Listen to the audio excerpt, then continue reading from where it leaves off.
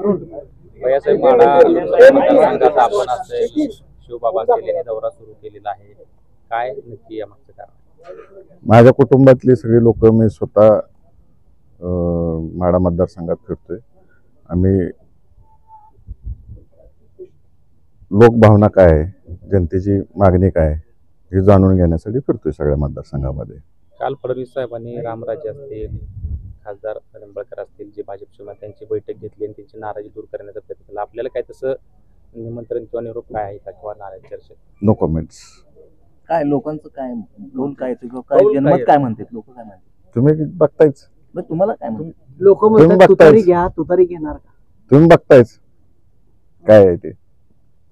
तुमची उमेदवारी फायनल असणार? मी फक्त आता लोकांची जनभावना जाणून घेतोय। यानंतर निर्णय कधी होणार उमेदवारीचा? मी फक्त लोकांची जनभावना जाणून घेतोय। लोकांना तीच उत्सुकता आहे, तुम्ही उभारणार का? नाही ठरले तर मी फक्त आता लोकांची जनभावना घेतोय। फिरून तर होत्या माझं दोन फेरे ठरलं काय नाही ठरलं?